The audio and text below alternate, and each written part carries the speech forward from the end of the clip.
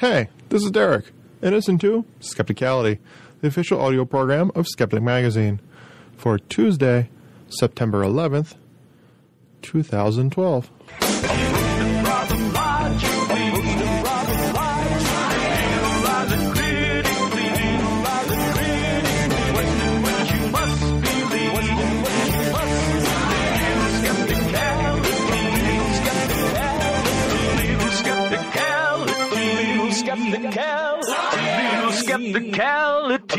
Skepticality. Science! Hello, and welcome back to another episode of Skepticality, the program that delivers to you news and interviews with critical thinkers and interesting people from all walks of life for the promotion of rational thought and science. So just a week ago, we ended the 2012 edition of DragonCon, which once again included the Skeptic Track. I thank all of you who came and was glad to see many of you that came up to me to let me know you've been listening to this show. I hope that none of you missed the great discussion between James Randi and Alice Cooper about their work together during the Alice Cooper Billion Dollar Babies tour. Not to mention folks like Ben Radford, Mark Edward, and this guy who sings named George Trabb. Speaking of people who came to the Skeptic events at DragonCon, a few of them are regular contributors to the show. In fact, one of them is Tim Farley, and he has another segment for us. And the gang from Odds Must Be Crazy, who also were at the Skeptic Track with Barbara Drescher. I guess that means next year we have to get Wendy, Jarrett, Tim, and Bob Carroll to all the DragonCon, and I could do that live Skepticality at DragonCon that everybody keeps bugging me about.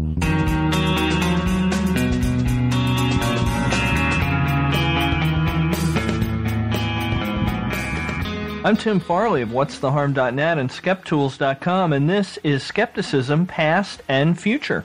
In the past, we've got lawsuits involving skeptics, and in the future, we've got high-tech ways that skeptics can be attacked, and how to defend against them.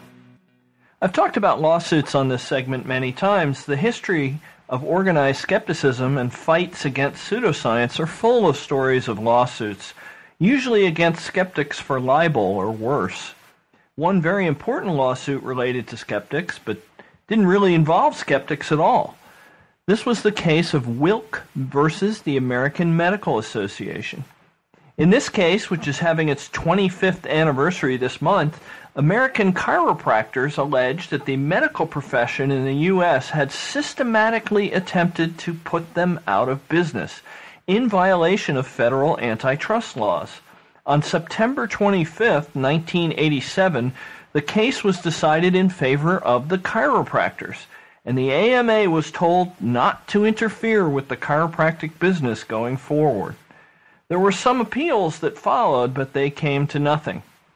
The more common type of legal action is the libel lawsuit. We've talked about the famous Simon Singh case, which led to current efforts to amend English libel law on this podcast many times. But these libel cases actually date way back. On September 5th, 1996, Holocaust denier David Irving sued author Deborah Lipstadt and her publisher for libel over the statements made in her book, Denying the Holocaust. The court eventually found in favor of the defendants and definitively ruled that the term Holocaust denier is an accurate representation of Mr. Irving's beliefs. More recently, a still pending libel case involves psychic Sally Morgan and the newspaper The Daily Mail. It all began 1 year ago this week when the psychic performed in Dublin, Ireland, and some audience members claimed they overheard an offstage assistant feeding her information through an earpiece. A Daily Mail article on September 22, 2011, by Paul Zenon eviscerated her for this practice, resulting in her suing for £150,000 in damages in January. I believe this case is still pending, and we'll see how it turns out. Although libel lawsuits are only sometimes successful, they are always expensive and controversial. Paranormalists and pseudoscientists often look for other ways to attack skeptics. In this internet age, these attacks are often online. One technique common to YouTube and some other venues is to file copyright complaints over critiques that use photo or video to make a point. Whether valid or invalid legally, and both occur, these complaints can be very disruptive. But copyright complaints are not always applicable. What if you could submit a complaint and prevent people from visiting a skeptic website entirely? It seems some promoters of nonsense have adopted this technique. In some cases, they are using the service Web of Trust, which I have often promoted to skeptics as a way to warn the general public about dangerous misinformation. By working as a group and voting down bad misinformation websites on Web of Trust, we, the skeptics, can help protect the public. It appears that some alternative medicine advocates have adopted a similar stance towards skeptics. They're voting down skeptic websites in Web of Trust, or at least one or two of them are. I've documented 2 instances of this on my blog, including one that affected my own Twitter profile. Fortunately, none have been serious enough that a handful of skeptics voting in the opposite direction couldn't repair the damage. A similar technique is being used by some anti-vaccine campaigners in Australia. Only instead of using Web of Trust, they are reporting skeptic websites as sources of malware to internet security vendors like Trend Micro, McAfee, and others. This has a similar effect to Web of Trust. Users with the corresponding software loaded will see a warning screen instead of the desired website. Fortunately, these user reports can often be counteracted by simply filing a counter report with the vendor or asking them to scan your site for malware directly. The problem is even noticing that this has happened in the first place. There are so many competing internet security software vendors, you might not notice that company A has rated your site as dangerous because you happen to use company B's product. In my Skeptical Software Tools blog this week, I explain a technique that can be used to detect this, which involves scanning your own site proactively using a site called urlvoid.com. It is important that skeptic webmasters stay ahead of this problem before it gets out of hand. And this brings us to the end of another edition of Skepticism Past and Future. Links to additional material are in the show notes. And follow me on Twitter or Facebook under the name Krelnick, Krelnik, for a daily fact from skepticism's past and ongoing news of skepticism's future.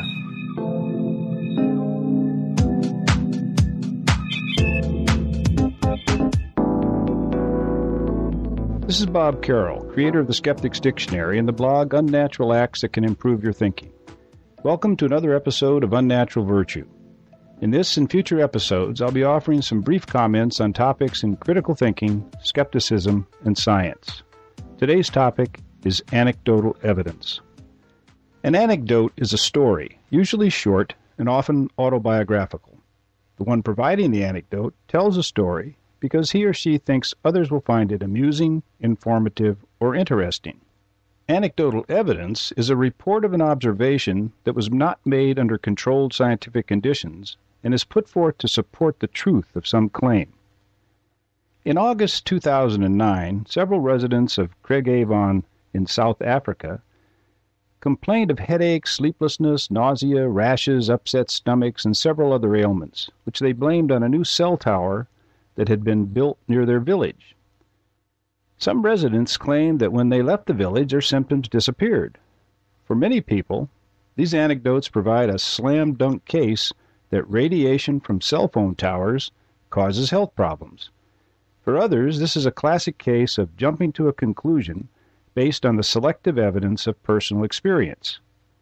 Obviously, the observations of the villagers who blamed the cell towers for their ailments were not made under scientifically controlled conditions. In fact, the villagers' complaints were made before the cell tower was even activated. Testimonials and vivid anecdotes are one of the most popular and convincing forms of evidence presented for belief in the supernatural, the paranormal, and the pseudoscientific. We've all heard many sincere and vivid accounts of apparently precognitive dreams, of encounters with angels or the Virgin Mary, of parents claiming the cause of their children's autism was a vaccine, and that a brain tumor was caused by a cell phone. But such anecdotes are of little value in establishing the reasonableness of believing in the reality of precognition or religious apparitions, or that vaccines cause autism and cell phone radiation causes brain cancer. Anecdotes of supernatural or paranormal experiences are unreliable for various reasons. Such stories are prone to contamination and distortion in the telling and the retelling. Events get exaggerated, time sequences get confused, details get muddled. Memories are imperfect and selective. They are often filled in after the fact. People misinterpret their experiences. Experiences are conditioned by biases, memories, and beliefs, so people's perceptions might not be accurate. Most people aren't expecting to be deceived, so they may not be aware of deceptions that others might engage in. Some people make up supernatural or paranormal stories. Some of these stories are delusions. Sometimes events are inappropriately deemed psychic or supernatural simply because they seem improbable to the one experiencing them when they might not be that improbable after all. In short, such anecdotes are inherently problematic and are usually impossible to test for accuracy. Testimonials of ill villagers after a cell phone tower was erected, or of anguished parents claiming that vaccines cause autism, or of women blaming their breast implants for a wide array of physiological disorders, may indicate possible causal events that would be worthwhile to investigate. The stories of suffering are likely true and accurate, but the assignment of causal agency in such cases is speculative. It may be true that dozens of villagers got ill after a cell tower was erected, and that thousands of children were diagnosed with autism after they were vaccinated. It may be true that thousands of women suffered numerous kinds of physical ailments after their breast implants, and that thousands of cell phone users developed brain tumors after using a mobile phone. Establishing causality, however, requires much more evidence than that one thing happened after the other. Testimonials regarding supernatural or paranormal experiences are prone to selective thinking and self-deception. The observations on which the testimonials are based are not controlled observations. It is common for such people as psychics and dowsers, or those who claim that they can heal injuries or illnesses with prayer, to remember their apparent successes and ignore or underplay their failures. Controlled tests can determine whether the claims of such people are justified by the evidence. Testimonials regarding the dangers of cell phone towers, vaccines, and silicone breast implants are also selective and uncontrolled. The samples are not random, and there is little reason to believe they are representative. Without knowledge of how much radiation was emitted by the tower and how many people nearby suffered no noticeable ill consequences, we have little reason to blame the cell phone tower for the illnesses reported. Without knowledge of how many children developed autism, even though they were never vaccinated, and how many children were vaccinated but didn't develop autism, we have nothing to compare the parental anecdotes to. Without knowledge of how many women who never had a breast implant developed the same kinds of disorders as those who had breast implants, or of how many women had breast implants but did not develop any of the disorders described in the anecdotes, we have nothing to compare these stories to, and little justification for blaming the reported physical ailments on the silicone breast implants.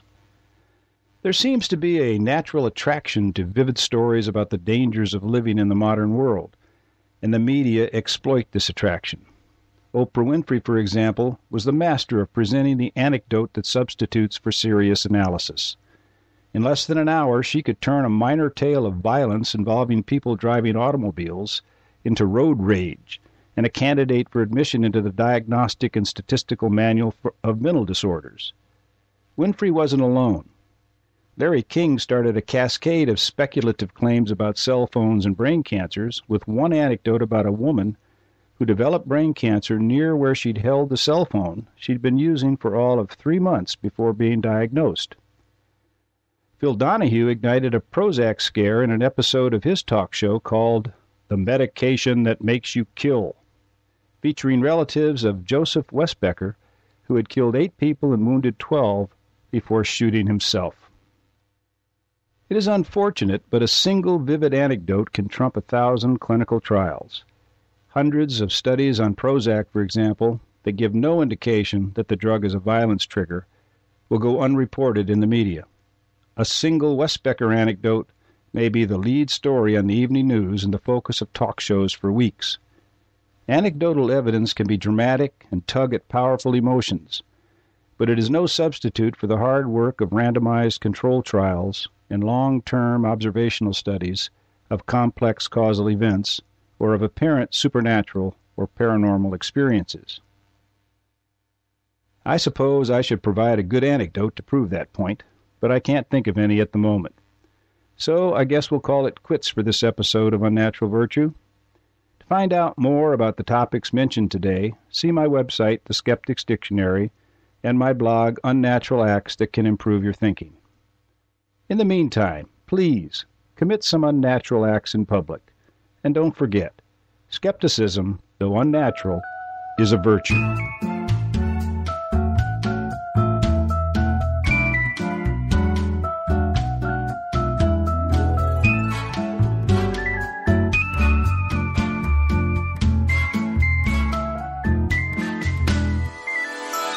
Hello and welcome to The Odds Must Be Crazy on Skepticality, where magic and fantasy come true. Assuming you define magic and fantasy the same way we define probability and psychology. Abracadabra.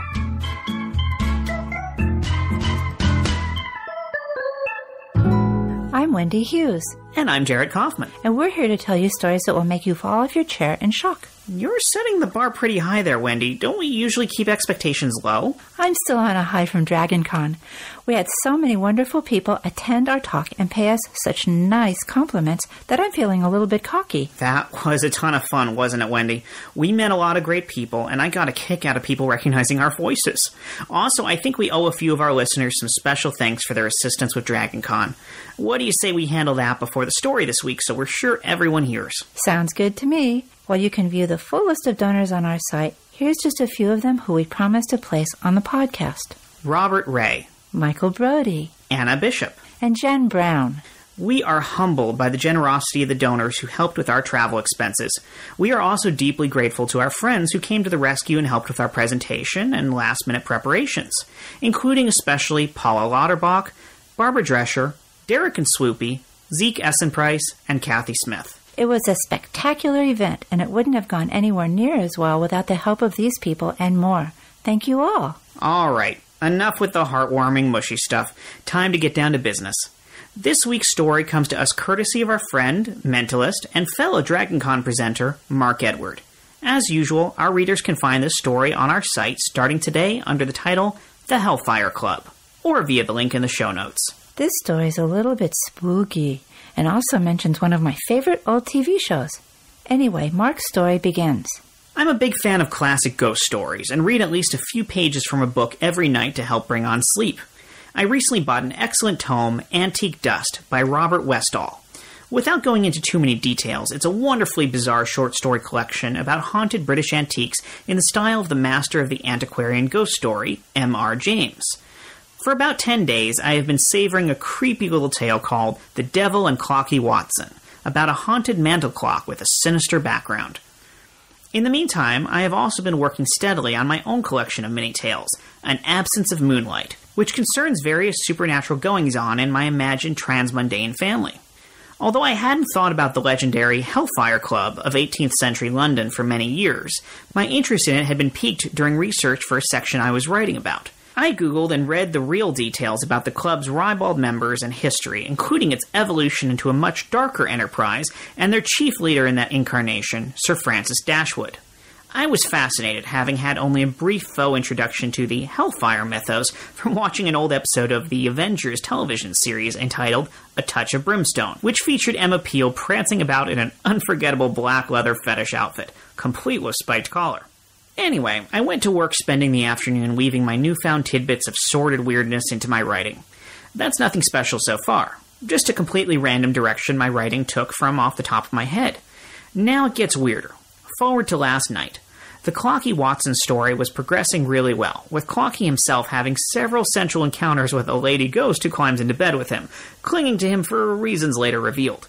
I got near to the end of the story and saw the word about a place called Wickham.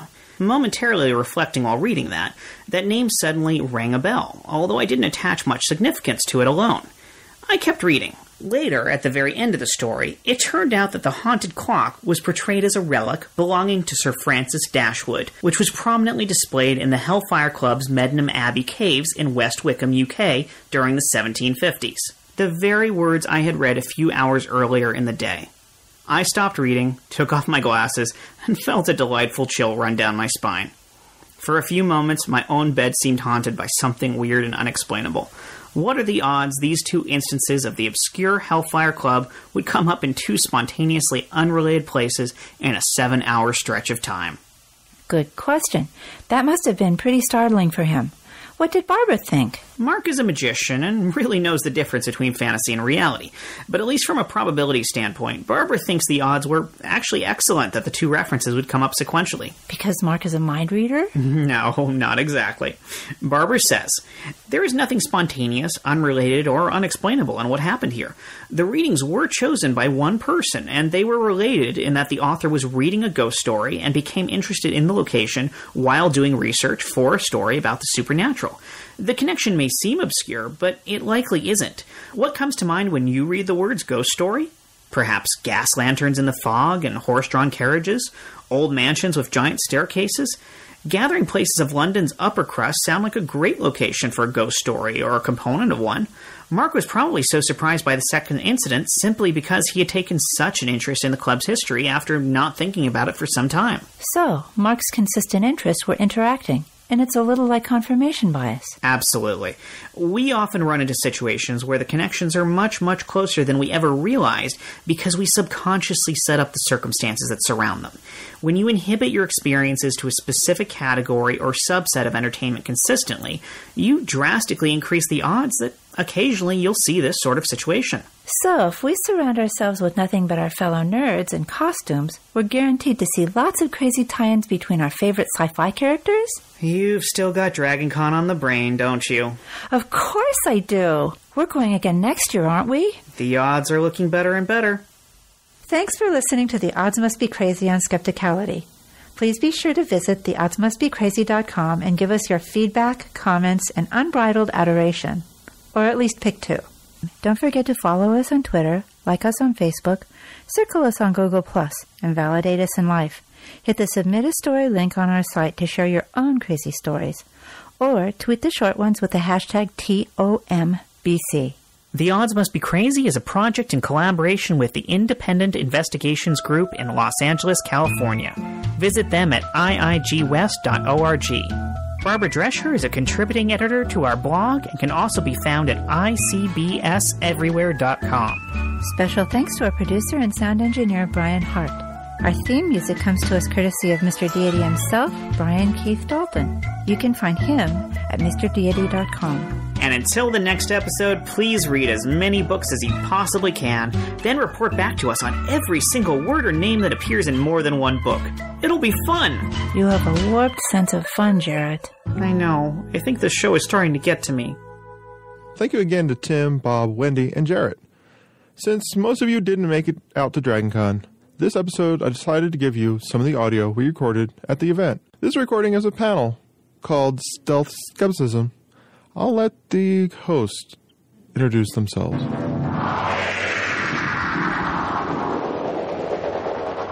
Hi, welcome to the panel on Stealth Skepticism. Let me just make sure, am I okay to go? Because that still says stand by, and I'm not really standing by, but I'm good. Okay, just checking.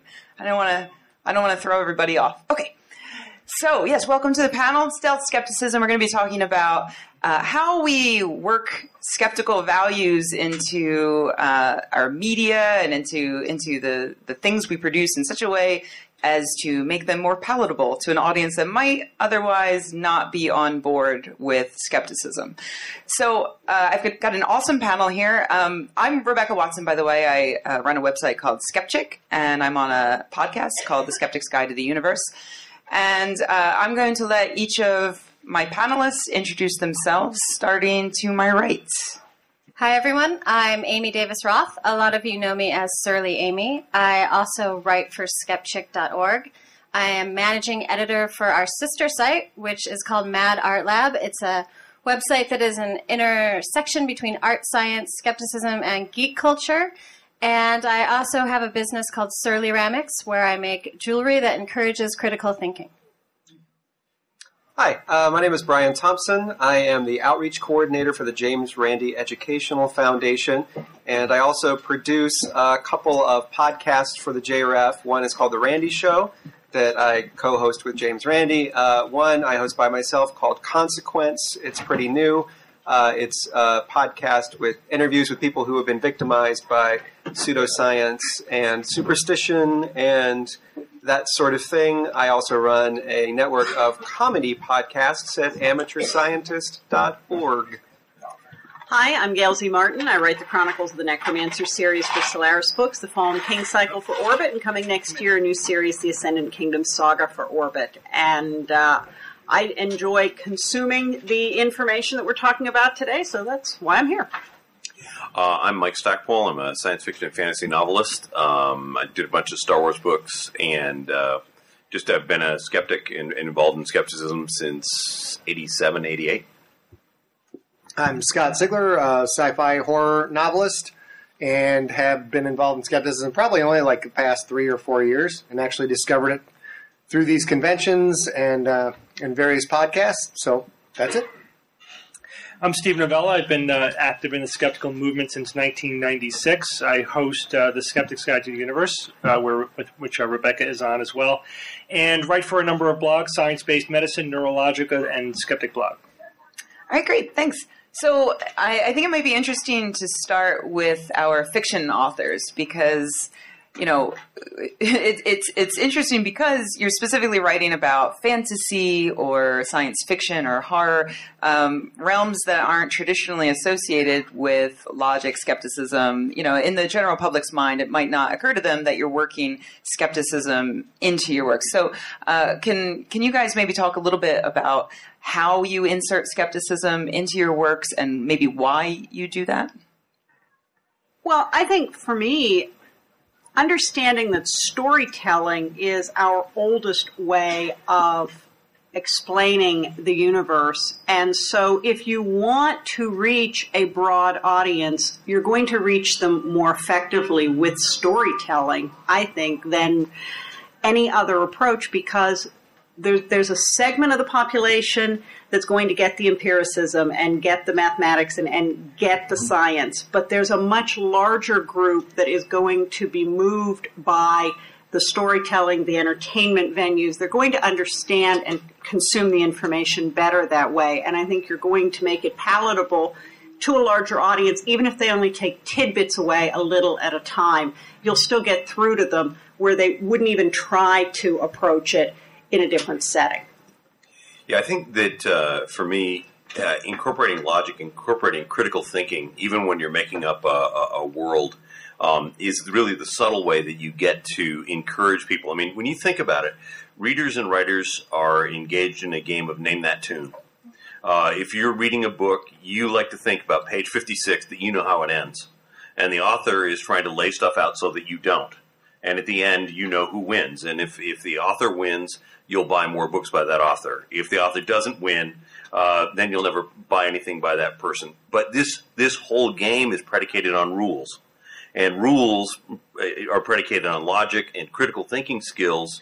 As you define the rules of the game are very important to be able to play. So even in a totally fictional setting using magic, as long as you've designed a magic system or you've built a world that actually works on a scientific basis as we know it, all of a sudden, you know, all the things that we would like people to understand as a skeptic, from, again, critical thinking skills or an appreciation of science, it's all there. It's just in an allegorical form.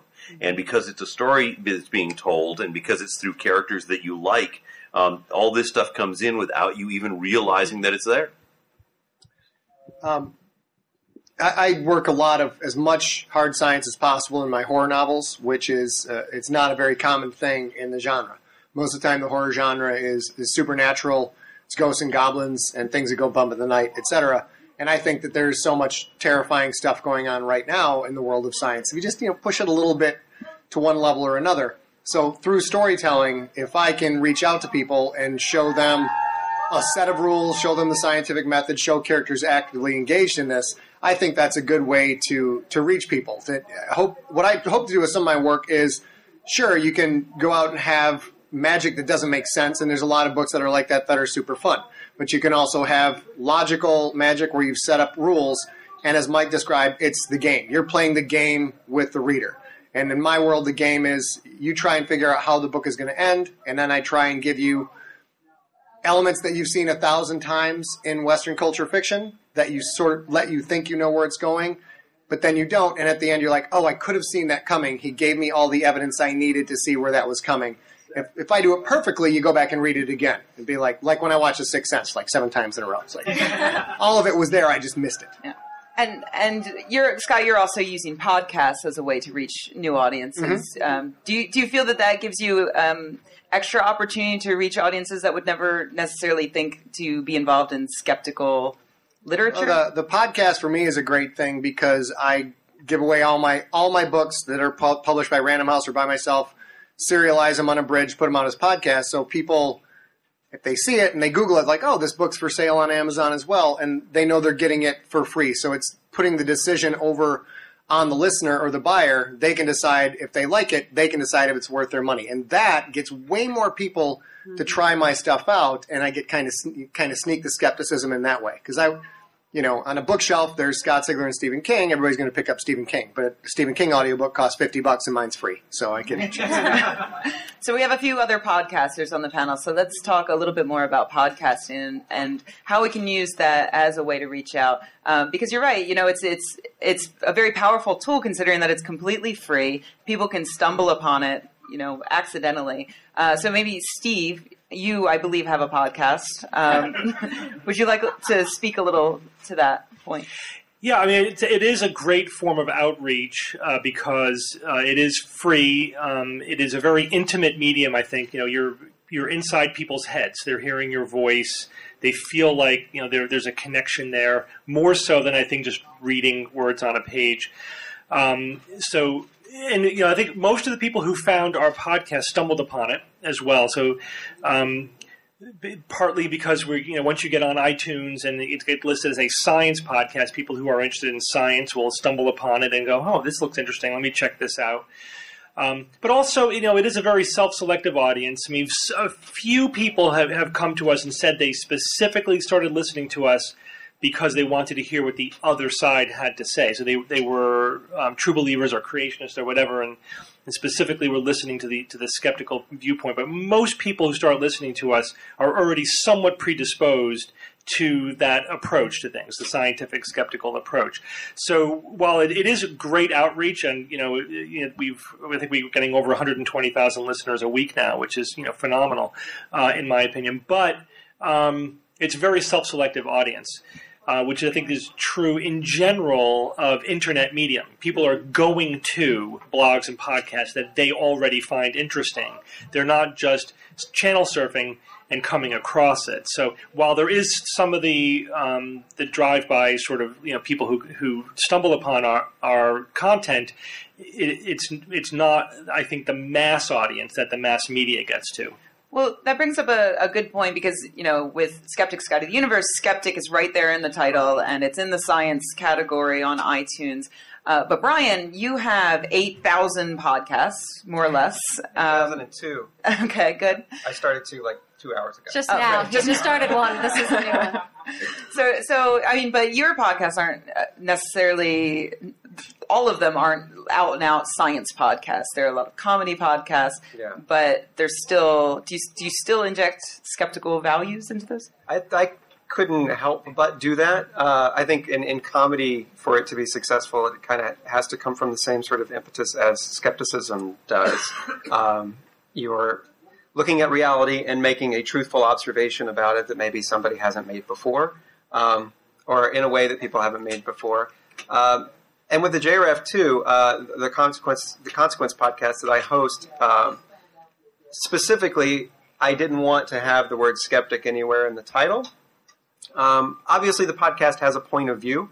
I think anything that's produced and produced well has to have a point of view. So if you tune into Consequence, you're not going to think that maybe this is a pro-superstition, pro-pseudoscience podcast.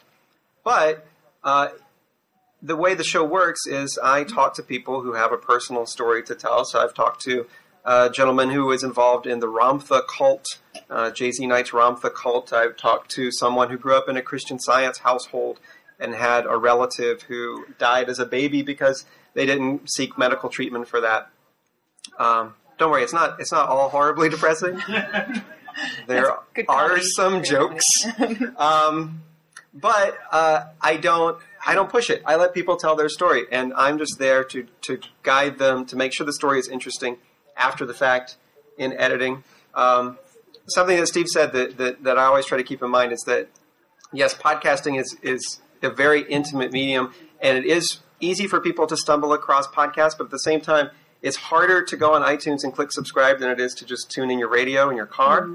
So I feel an extra responsibility to give people something that's worth their time, that's something that will surprise them, even skeptics, even like-minded people. I want to try to every now and then push that and make skeptics question themselves in those types of shows. So, can we talk a little bit about my favorite skeptical podcast I think I've done, except for Skeptic's Guide, of course. But Brian and I have a podcast called the Independent Podcasters Network, and each episode is a different episode of a different podcast. They're all terrible ideas that we have for podcasts. Yeah, Independent Podcasters Network is a public access podcasting studio in Woonsocket, Rhode Island, and so any psychopath or ne'er-do-well or shut-in can just show up and do their own show. So if you subscribe to the podcast, every episode is a different show on Woonsocket, Rhode Island's #1 public access podcasting network. and of course, our second episode we did was Ghost Photos, which is run by believers who believe in ghost photos, and because it's an auditory, is that right? Podcast, they just have to describe the photos to you. So it's like there's a haunted house. There's like a thing in the window. It's very creepy. And we had Richard Wiseman on as the special guest and asked him to explain some of the photos that we would then describe to him. There's a face in the window. Right, yeah. Can you see it? No. Yeah, there was a long philosophical discussion about whether vampires should be called vampires or whether they should all be called Draculas. Right, yeah. But I think that's a good example of, working in a skeptical angle into a podcast that otherwise has literally nothing to do with skepticism. Yeah, you kind of take that as a given, that the audience is going to understand how reality works, and if they don't, they can catch up later. Yeah. By the way, we're going to have a lot of time for audience questions, so start thinking them up now. And does that microphone in the middle work? Is that okay? So in just a few minutes, I'm going to ask you guys for your questions. But first, I want to go to Amy, and I thought maybe you could talk a little bit about Mad Art Lab and how you're using art to convey a skeptical message to help science literacy, science communication. Yeah. A lot of what I do, like what I started with Surly Ramix, is I sort of think of it as a popcorn trail of ideas and critical thinking where I sort of lay something out and it encourages people to come in and to want to learn more. And I think art has a wonderful power of being able to draw people in. So what we do with Mad Art Lab is we have a lot of different contributors who will reach out to a lot of different topics and write about, any issue about science or geek culture or anything that will draw people in. So that's pretty much what we do to try to encourage people to think critically about all kinds of things: skepticism, science, geek culture, everything. Yeah, and that includes various forms of art too. You have visual artists, musicians, writers, poetry, everything we try to include. Great. Yeah. I was going to say, I think one of the key things in looking at the topic for the panel is how to get that sneaky skepticism in through entertainment. And I think the thing to remember, and it's difficult to remember in a gathering like this because, hey guys, if you hadn't noticed already, the folks who come to a con like this are not typical okay? I hate to break it to you. And there is a much greater interest in science and scientific literacy here, literacy in general.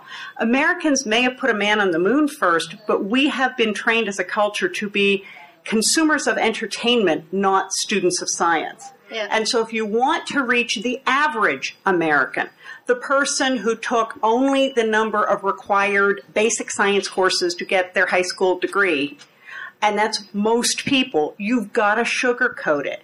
So you've got to put it, you put climate change in a movie like The Day After Tomorrow, and all of a sudden people can get it and have some sort of conversation about it. Right. And while that may have all kinds of technical flaws from a true scientific perspective, you've got to make it palatable to the mass audience if you want that conversation to happen. If we stay over here in our little scientific ivory tower and keep the words big and the concepts huge, there's a huge number of people who are never going to play in our sandbox. And so if you want that broader education, you're going to have to make it fun. And that's okay, even if it's not 100% accurate. Think of how many more people talk about space travel because of Star Wars and Star Trek. Yes, they're inaccurate, but it got the concept into the general population. And I think that's where those of us who write fiction have an opportunity to be that bridge between the two tribes. And there are a lot of people who have found their way across the bridge to the hard science piece of it because they started out reading and watching movies, and they got it sugar-coated first, and then they came for the hard stuff. Yeah, it's a lot about the dialogue and encouraging people to participate in that dialogue. And it's a lot like when you have sort of an argument online where you're telling people, no, ghosts don't exist. A true believer doesn't want to hear that. And if you go up to someone and say, there's no ghost, they're going to back off and not want to listen to you. But the people on the sidelines, if you have a conversation or you have a story or you have artwork or something that sort of encourages you to understand why there's no ghosts, you might be able to encourage more people to understand the skepticism and the science behind it instead of just going face first at them. Look, the important thing that we have a hard time understanding is this, is that the pro-belief arguments are emotional arguments. Mm-hmm. Right. They go to the heart. And for a lot of people out there, generally not the people in this room, but for a lot of people out there, emotions are facts. All right, and we have to understand that when we say our facts trump your facts, that doesn't work for them. Right. This is why you have to engage them. This is why someone like James Randi or other skeptics who can be entertaining, mm-hmm. who can get past that, can engage people emotionally by making them laugh, by making them think, by finding a way past their resistance, end up being very, very effective. Mm-hmm. I mean, scientists can argue all day and all night and can show you all the charts and all of those things, and what, for the vast majority of people, it's boring math. Whereas if you decide to explain evolution through pictures of cute baby animals and dinosaurs, you win. Yeah. Because those are cool. People like them.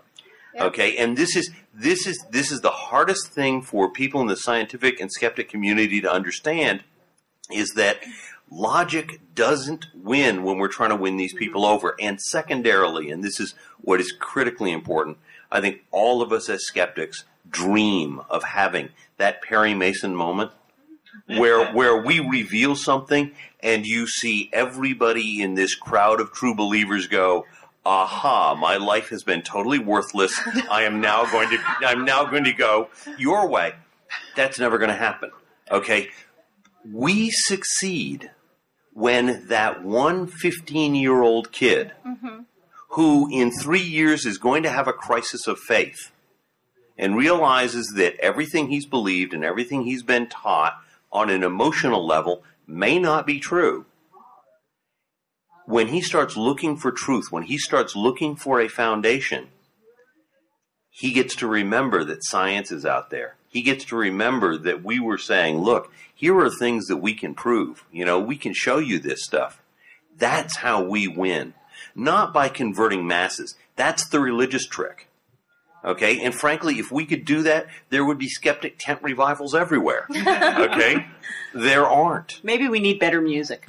Well, we probably need better music. We could use a choir or two, but the fact is that we just don't have the show, and we don't do what we do as the show, and yet it's the show that is engaging. So if you're going to argue this stuff, as they were saying, have your anecdotes, have your stories, have your dinosaurs, have your cute baby animals. Have things that people can get an emotional attachment to, because that will open them up to listening to what you do.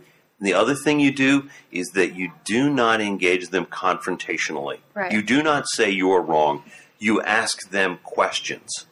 Why do you think that is? Explain that to me. Ask them to show you their logic, and you never challenge that logic directly. You just ask them to continue to explain and continue to explain and continue to explain until they run out. And then you just say, because I was kind of wondering, because the way I learned it, it was this. And you present them that alternative. You can never make them believe, but you can show them there's another way. And when they have that crisis of faith, they will remember that. And again, that is when we win. I think the parallel to draw here is, during the Cold War in the former Iron Curtain countries, there was an awful lot you couldn't say out loud, an awful lot of things you could not talk about. And so speculative fiction became the currency of dissent, because as long as it was something that was happening on a planet far away, or as long as it was happening in a completely fictitious culture, you could talk about things that would have landed you in a gulag had you said them out loud about the current regime. And I think that fiction plays that same subversive role, because if you take it out of the here and now, out of this world, out of their personal experience, and you put it at a distance where they can see it being talked about or enacted someplace far away, now they have that distance and they're able to see objectively and without being threatened something that would be very threatening to challenge in their own backyard. And once they've made that leap, like the Star Trek episode where they were half white and half black and half black and half white, and they were fighting over it, and they go, boy, isn't that dumb? Oh, yeah, isn't that dumb? Once they make the leap over here, it's a lot easier to make the leap back home. Wait, you're saying that was a metaphor? Yeah. There you go. It just blew my mind. Well, let's talk a little bit about what happens when stealth skepticism is so subversive and so stealthy that it disappears entirely. You brought up Day After Tomorrow, which might have convinced some people that climate change is real, but it convinced a whole lot of other people that they didn't know anything about science. And that the weather in New York City sucks. Right. It was absolutely horrific when it came to a lot of science. Or how about Prometheus? Prometheus might encourage some people to go to space. But, it encourages more people to go to church, I think. Prometheus. Right. What happens when it's too stealthy? Do we win? I think we do. Go back to what Mike was saying about making it non-confrontational. People are seeking out entertainment properties. They don't want to be smashed in the face about, gosh, you're dumb, read this. Yeah. And so, like a lot of the work I do, I even make, in my young adult series, the protagonist is very spiritual, who's just having a crisis of faith with his church. And then as he goes through his journey across these books, as he becomes more aware, he's constantly shocked by how wrong organized religion is. But he never loses his personal faith. So that's kind of a stealthy bridge that if there's some 13, 14, 15-year-old reading this, you go, yeah, I see stuff all that, the people who've actually read the Bible cover to cover, there's a lot of plot holes in that sucker. Yeah. And so kids can read this and identify with the main character, watch this main character go through, and you're not necessarily challenging them to say everything that you believe is wrong, but maybe you can look around and you can find some parallels to that. I agree with Mike on a lot of different things, but one of those, you don't win this. This battle isn't won in an instant moment. It's not the blues and the grays lining up and they clash and there's a winner at the end. This is a very gradual arc for a lot of people. And introducing elements where you are respecting their intelligence because they're not necessarily dumb because they don't believe what you believe, but introducing some alternate ways of thinking and getting them to look at things in a new light. That could be step one. That could be step two. And then 5 or 6 years down the road, they're like, okay, all of this does not work for me anymore. I'm going to look for a more rational life. So I don't think you lose when it's too stealthy. I think it's accretion. It's a matter of accretion. These things build up, and as they make the connections in their mind. Look, human beings, we see patterns. Part of the problem with paranormal is we see patterns where there aren't any. But as we give them the pieces so that they can discern the patterns that are valid, that's what's important. These people can't determine new patterns because they just don't have the evidence. So we've got to give them the evidence, and we've got to give them those tools to think critically. And you can certainly do that through entertainment. I'd love to hear from Steve, as someone who recently spent like 40 minutes tearing apart Prometheus. Do you agree? Well, I mean, I think if you get the science bad enough, you may end up undercutting the message that you're trying to insert.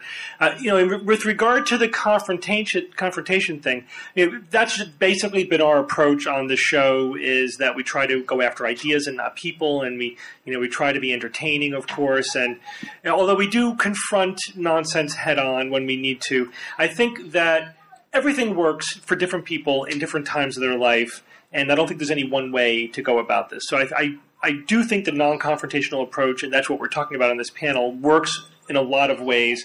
At the same time, I've seen a lot of instances where if I'm confronting person A in front of person B is really the target of the confrontation, because it's not being directed at them, but they can see who's getting the upper hand in the confrontation.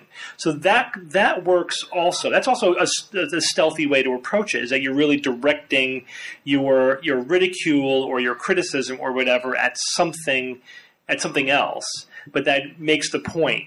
Like, for example, homeopathic ER, that wonderful skit by Mitchell and Webb.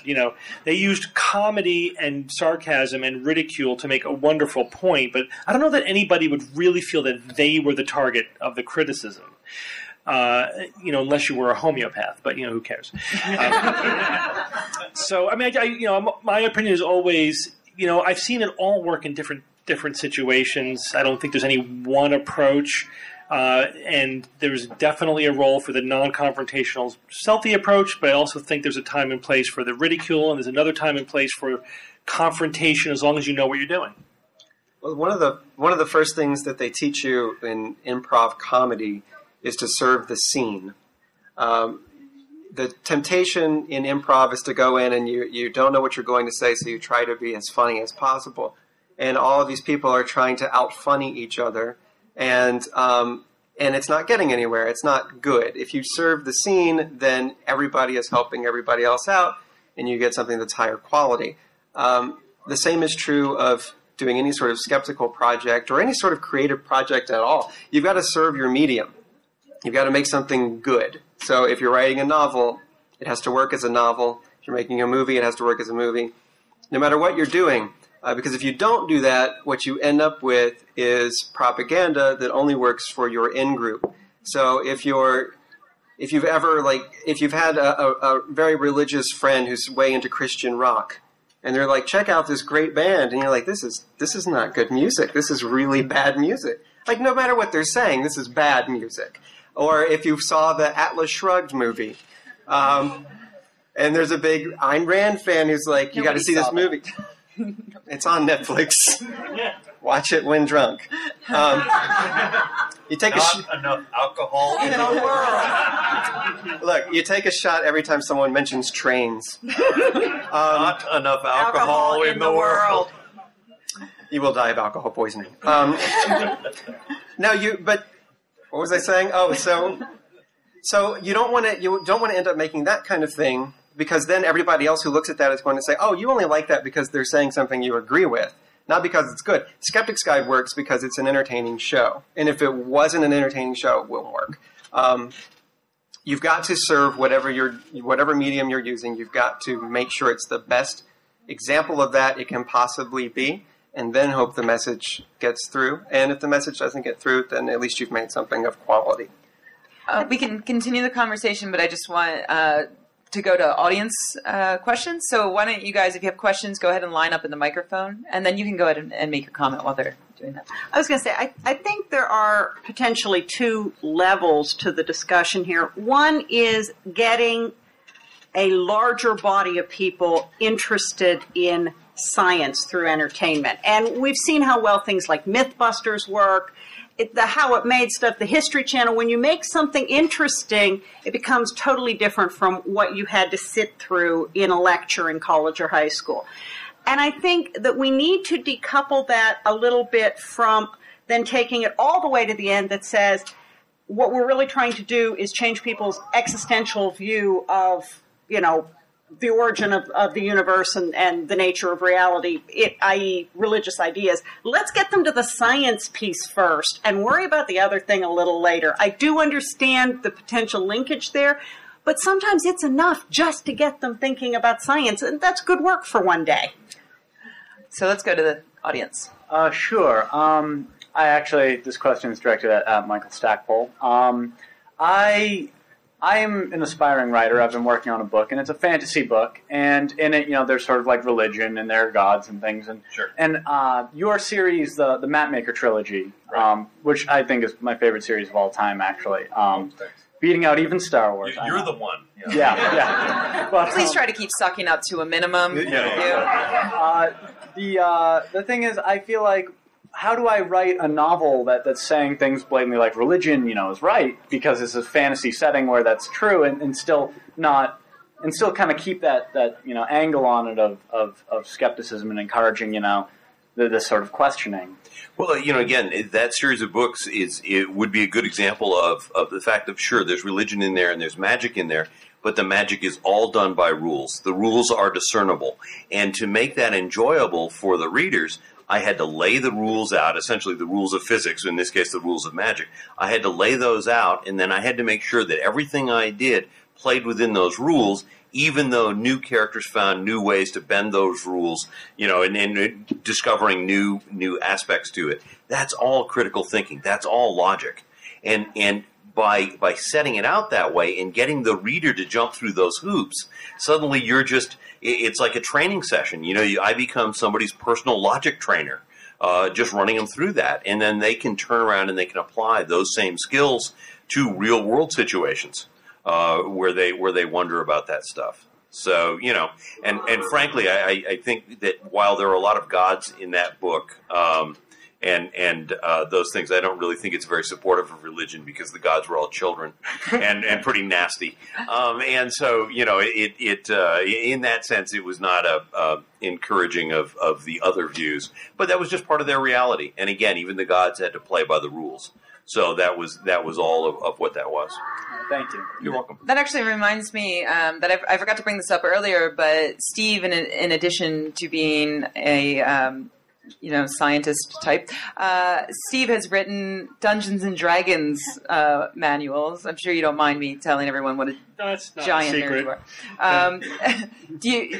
you are. Did you inject skepticism, and what do you do with your gods? Far worse than what you're making it out to be, actually. No, I saw the covers. There were big boobs and swords. My friends and I published 7 books, D20 role-playing books, and we actually ran a LARP for 5 years. So it's totally steeped in religion, God-based fantasy, sword and sorcery fantasy, the whole situation.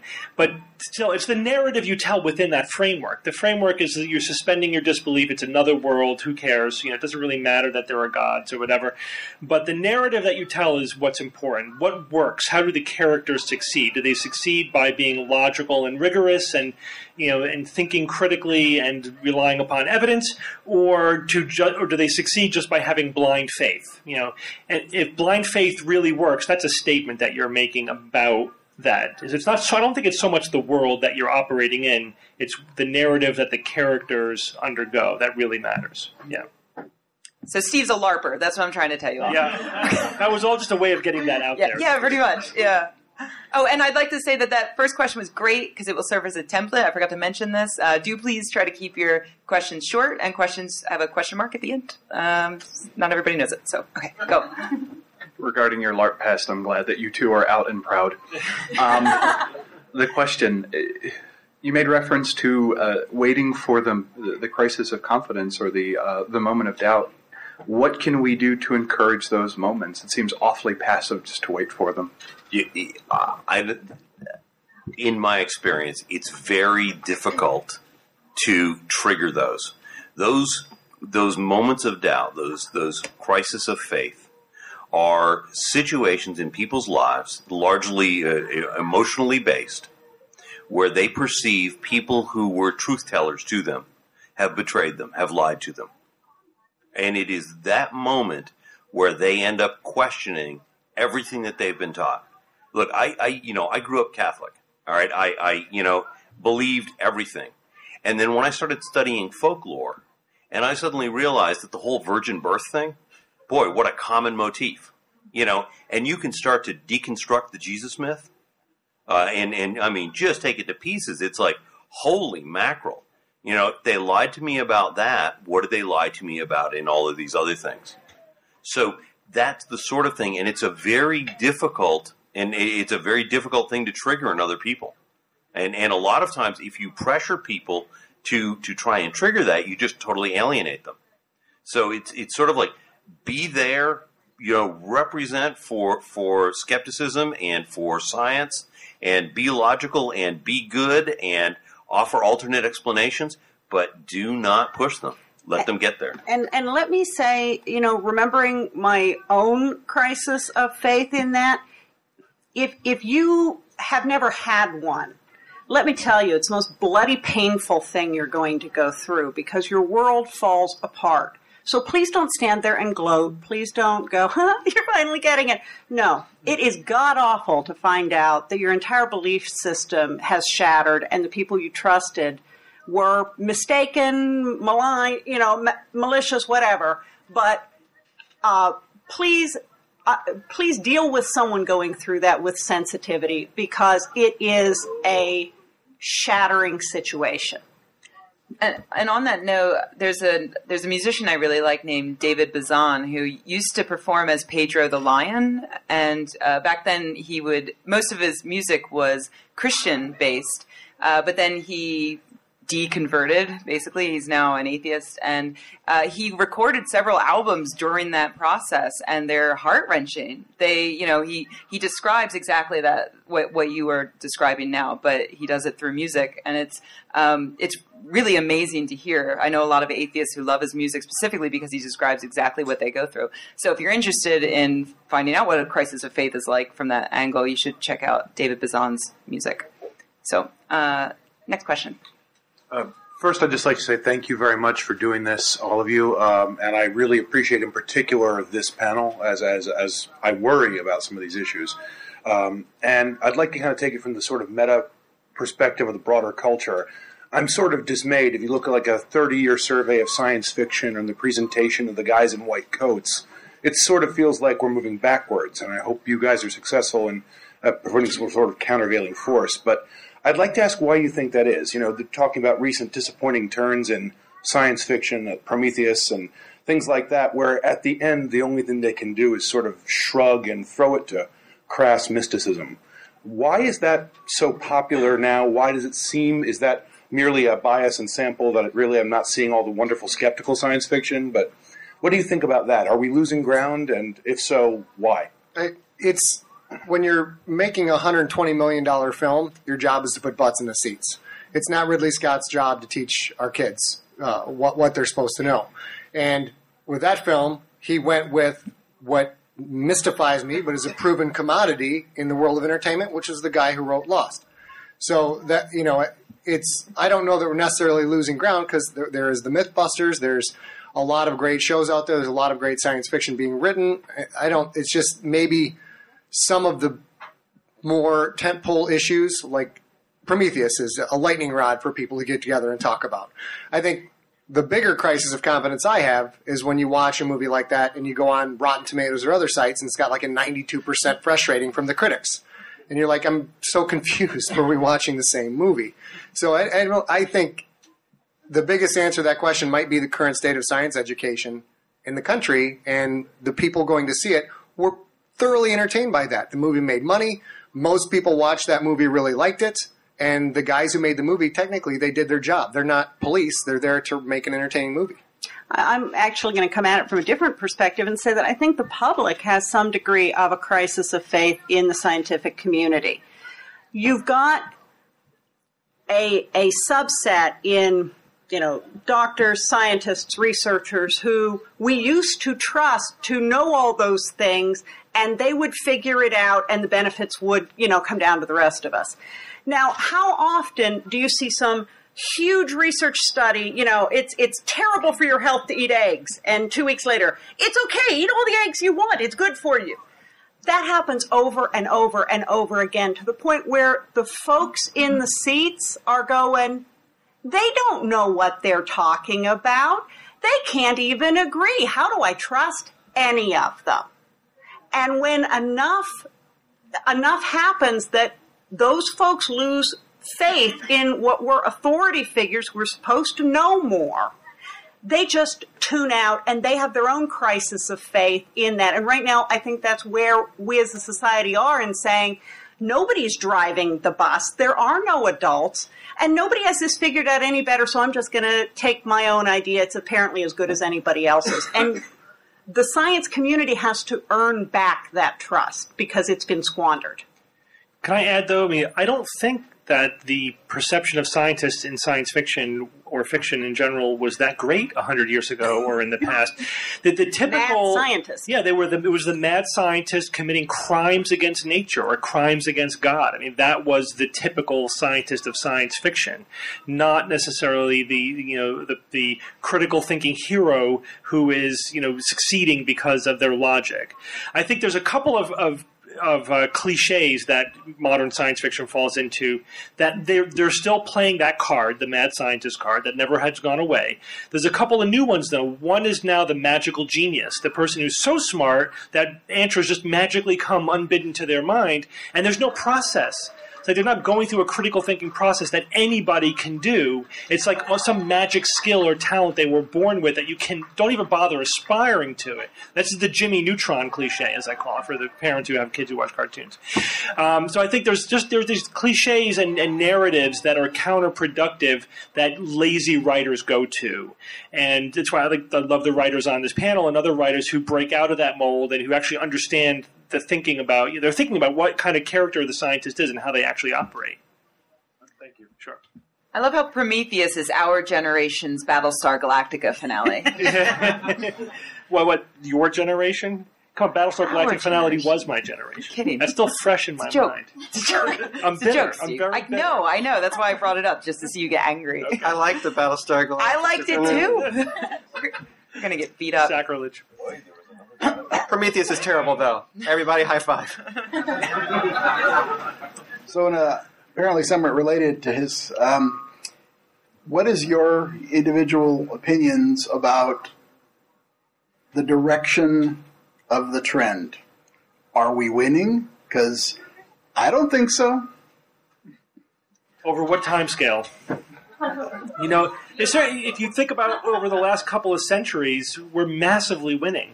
Science is on the ascendancy in the long term. If you're looking at short term, like 10, 20 years, we're definitely in the middle of this pendulum swinging towards the paranormal. There's this infatuation with the paranormal right now and spirituality. But I think it's going to come back the other way. So I think I wouldn't get too excited about the short-term trend. The long-term trend, where are we going to be in 1,000 years? I have no idea.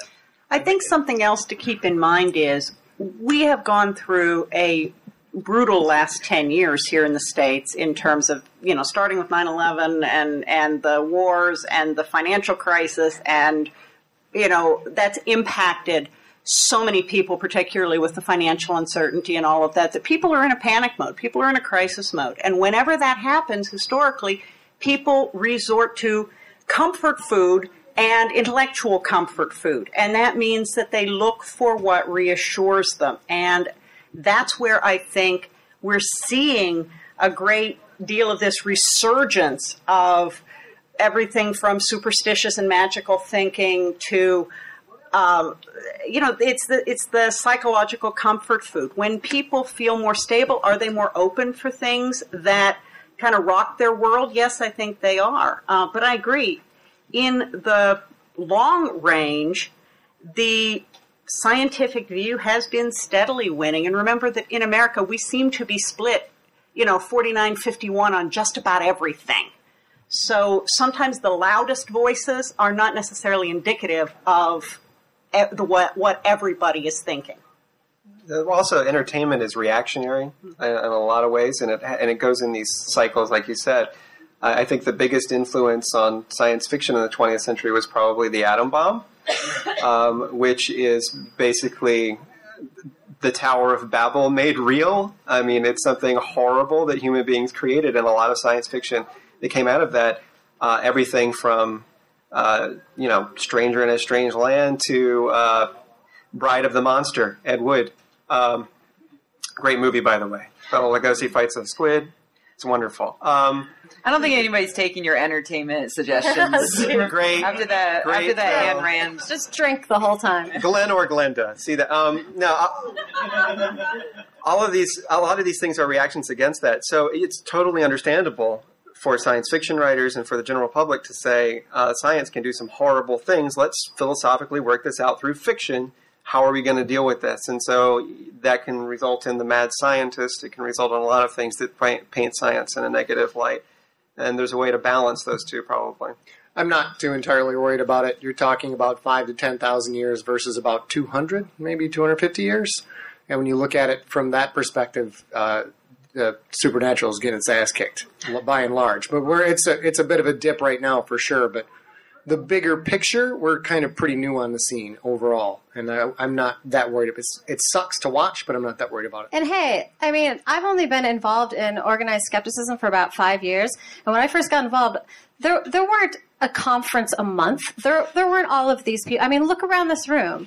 I think it's really fantastic in that sense that we're really growing as an organized community. And I think we can be really proud of that part. Yeah. Okay, next question.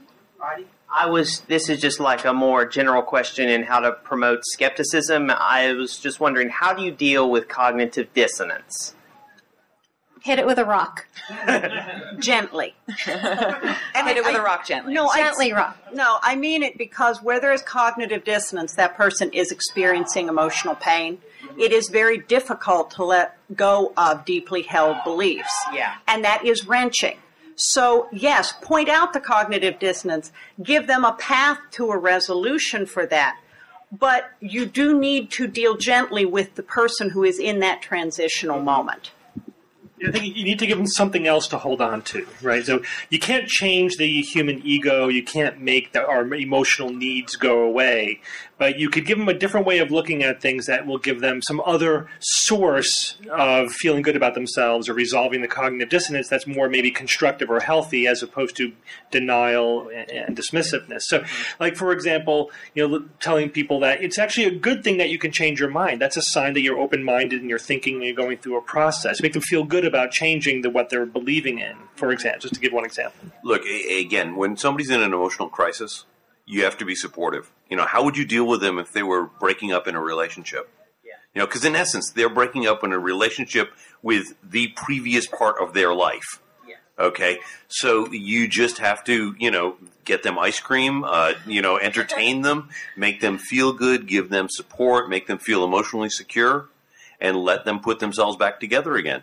And you just be there as an example. Set them up on a date with reality. Well, it's pretty much, yeah. Wow.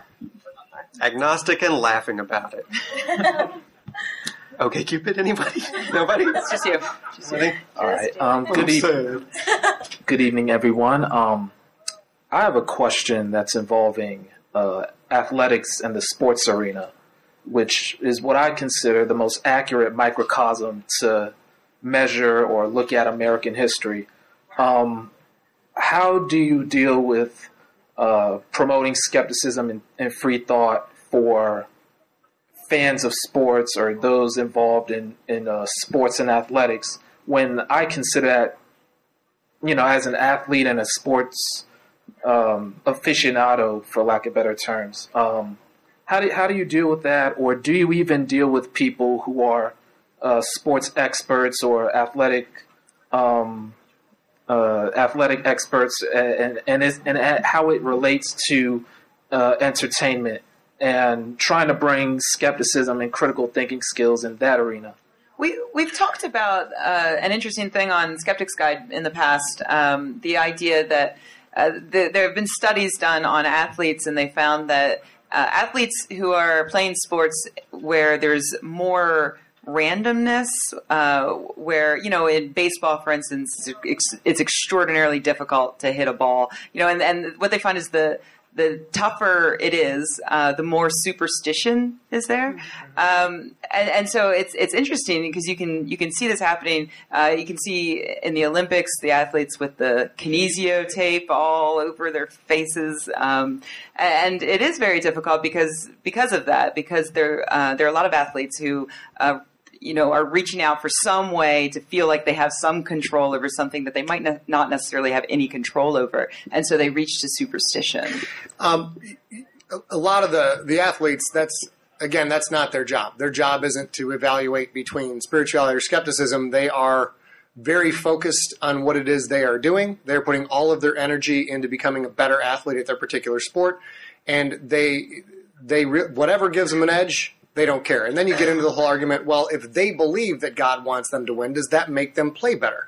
If so, then it's a self-justifying process. And can you really fight? Can you go back what was the Kevin Costner movie? Bull Durham. Yeah. If that guy's on a streak and he thinks he's on a streak because he wears lingerie backwards, then don't tell him otherwise, because then his streak might end. That kind of a thing. But so as far as the bigger picture, I don't know that there's anything you can do about it. That's my YA series, young adult series, is an American Pro Football League 700 years in the future, with different cultures and different races playing different positions to give a really crazy multicultural aspect. And in that regard, I tackle all of the thank you, Jesus, and all of the things that I take every catchphrase you'll hear an athlete saying, okay, that's going into book number 5, and try and present it in a way that, like the things we talked about before, it's like, that's what that guy believes. Does that really match up with everything else that's going on in the story? So from a non-confrontational entertainment perspective, I'm trying to tackle some of those things and say, take another look at this. Does this really make sense to you that this works? Well, skepticism does not, have to counteract psychology. So if a person derives confidence from a belief and it helps increase their performance, then there have been plenty of studies showing the efficacy of that. So, to me, that's really not a conflict. And I think for any sports fan, I mean, if you look at the Chicago Cubs, clearly there's proof there is no God. And so just for any sports fan, if you really just wait until they've got that moment when it's like, how can this happen? And just keep telling them there is no God. And eventually they will get that message and they will agree with you. So that's the way to deal with them. Well, baseball is interesting because baseball is one of the most superstitious sports. I know a little bit about baseball because it's also one of the nerdiest sports. They wear stockings. You don't get much nerdier than that. And baseball is one of those sports that has undergone a huge shift in how the game is organized and managed based on numbers, based on trying to get past the way things have been done for years, the superstitious way things are done. If anybody saw the movie Moneyball or read the book, both are good. It's a heartwarming drama about statistics. But what happened with sabermetrics, before sabermetrics, what would literally happen in baseball is that scouts would go out and they would draft players based on how handsome they were, or what their personality was like. If they made like a great sports hero, and then they hoped that they could mold them into some sort of great player. And they weren't paying attention to things that they should have paid attention to. It took some dork to look at all the numbers and say, you know what, maybe number of home runs doesn't matter. It's how many times can you get on first base. If you can just get on first base, you're a more valuable player than someone who hits 48 home runs a year, because you're going to score more runs. And so it changed the entire Major League Baseball system. And it's been tested. I mean, some sabermetrics isn't foolproof science. You can't just reduce everybody to numbers. And there are some teams that have adopted it fully, and it's kind of backfired on them. But yeah, I think that there are instances in sports where you can use certain things to teach a message about skepticism, about overcoming that superstition. Yeah, I mean, the opportunity there is that for the athletes, sports is very outcome dependent, right? They want the best outcome, and that leads the way to some kind of evidence-based, metric of assessing outcome. For the fan, it's very statistics driven. There's a lot of numbers in there. So there are hooks where you can say, yeah, you're interested in the hot hands phenomenon of basketball, for example. You think that basketball shooters are streaky in their shooting of baskets. You have theories as to why that is. Well, let's look at the numbers and see what that actually tells us. There's a lot of lessons in sports, a lot of skeptical lessons to teach in sports. It's all there. It's very numbers and outcome dependent. And the hot hands phenomenon is not true. It's not true, yeah. Yeah, according to a recent study. No, it's been not true for decades. There's a little bit of maybe, a recent study said maybe a little bit, there's something there, but it's a little controversial. But generally, it's statistically not a real phenomenon, right? But it's an illusion. Great. Thanks. Thank you all. Hi, well, thanks so much for talking about the value of using entertainment to teach skepticism. And we have 3 loaner costumes available for tomorrow's parade. And my question is this: can any of the panelists participate tomorrow morning in the Skeptic Parade entry at DragonCon? Brian was actually just telling me that he really wanted to be in the parade, but he didn't have a costume. I'm already going to be there. I'm already going to be in the parade. See me if you'd like to participate. We have 3 loaner costumes. I'm a little muscular for most costumes, though. Hi. So as a scientist, I have to counter one thing that was mentioned about the eggs are good for you, eggs are not good for you. That's usually not our fault. That's usually the media's fault. If you actually read the studies, usually the conclusions by the actual scientists are very reserved, and then the media blows it up into this is an actual conclusion that everyone knows is true, but that's not really what any of us said. But what the general public understands is what they've read in the media. I understand that, but that's not our fault. It's not our fault. That's, there is something to be said. There is something to be said about, how much can we expect scientists who are trained to do a very specific job? How much can we expect them to interact with the media, to force the media to get it right? Especially when, the biggest problem we've got right now is that newspapers are firing their science reporters and replacing them with general reporters. A lot. Who don't It's know called managing the message, and it's the whole function of PR, and it's what every other industry does, and it's what the industries that are often creating a bad name for science do, and it causes them to get away with what they're doing until it is so damaging that people rebel.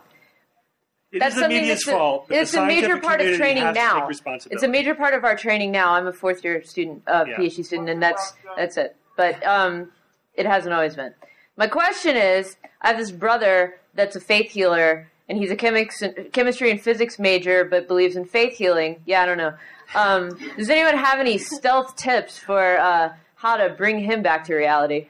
Oh man! So he's treating people.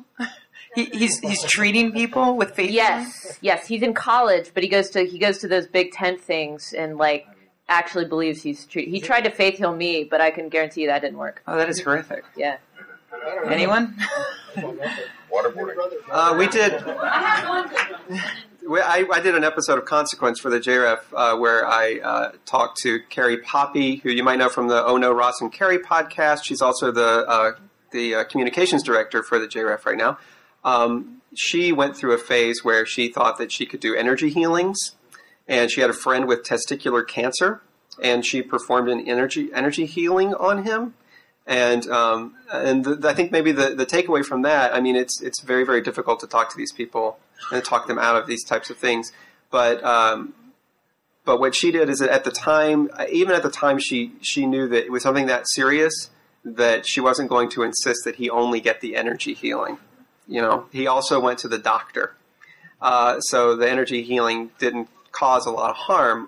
That might be an approach to say, okay, you can do this too, but maybe also tell people to go to a doctor. But if he's a chemist and a physicist, or he's studying chemistry and physics, there's... space-time physics, no way in it. Yeah, so he's got to understand something about logic and scientific methodology. That's the problem, yeah. But you have to engage him with that, and you basically ask him questions about how he knows what's real and not real within physics or within his area of expertise, and then try to see if he could apply that same reasoning and logic to the faith healing. It's tough with a true believer. They may be too far gone, and motivated reasoning is a very powerful tool, but that seems to me like a potential hook where you can try to sort of make him think a little bit deeper about his belief in faith. Okay, we have just time for one more quick question. Yeah, get it in there. Okay. Nice T-shirt. Oh, thanks. I like it. So a lot of pop culture is get out of your head and into your heart, and so you kind of talked about this before, but I actually had a question about what do you think about stuff coming from Hollywood that is not from the skeptical movement? Like, for example, the Big Bang Theory. Are they getting anything right? Or no. Okay. Does anybody want to take that real quick? You're just asking if anybody in Hollywood is getting anything right now? Is that kind of the general approach? Yeah. Oh. Well, I'm going to tackle what you said about Big Bang Theory. Okay, what you've got is a sitcom about a bunch of nerds, and it's cool. Okay? It's funny. They're likable. Folks, we're winning the war because this is moving into mainstream. And once it moves into mainstream, it becomes less threatening. And think about all those kids in high school who were wondering whether or not to take science classes because they didn't want to be a nerd. And okay, everybody on this show is a nerd and they're okay. It becomes more okay. And that helps win the war for science. I think we're probably at the earliest stages of it. You've got the Science and Entertainment Exchange, which is actively trying to put working scientists in touch with Hollywood producers and people making things. And Hollywood producers are reaching out to those groups and reaching out to scientists and the Kevin Grazers of the world, etc. So at least now, by and large, there is an effort to ask the scientists, is there a way we can tell the story we want to tell by using real science and the scientific method?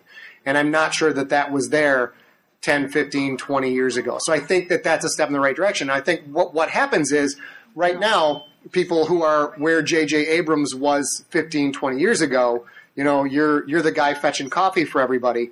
These people at this level are now seeing the scientists come in, seeing the conversations, and the people who are in their 50s and up who are making the decisions are like, great, we asked scientists, we can't tell the story we want, so forget that. We're going to go ahead and use teleportation. And I think you'll see in a few years it'll get better. And really quickly, they're bringing back Cosmos, you guys, so that's a huge win. All right, we're going to end it there. I'm going to throw in a quick plug for the Quizotron that I'm hosting at 10 p.m. in the Hyatt International South. Scott's going to be on that panel with a bunch of other people, including the Venture Brothers people and some Archer people, if you like those guys. So thank you very much to all of my panelists tonight, and thank you to the audience for the great questions. Have a good night.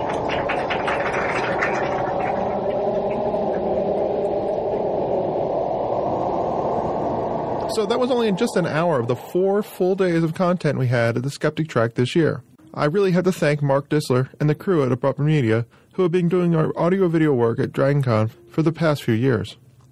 I also encourage you to check out the streaming videos, which have been recorded by Abrupt Media and Mark from the past few years at the Skeptic Track. To see them, head over to the DragonCon Skeptic Track website at www.skeptrack.org and click the video link at the top menu. Also, if you find this type of outreach worthwhile, please consider making a donation to help with the hosting, bandwidth, and equipment we require to keep this endeavor available to everybody. Keep in mind that all this has been, and continues to be, all done via volunteer time and effort. Oh, and before I go, I have to congratulate our sister Skeptic Magazine podcast, Monster Talk.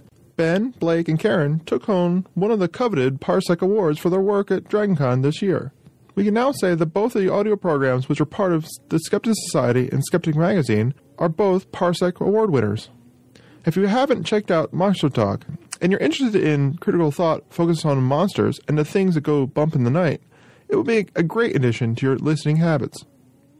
As always, there will be links in the show notes to the things you heard about on this episode on our website in the show notes at www.skepticality.com.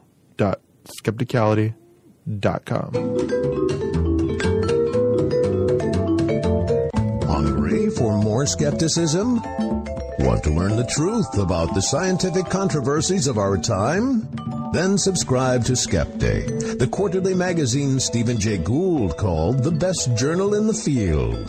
To subscribe, visit skeptic.com today.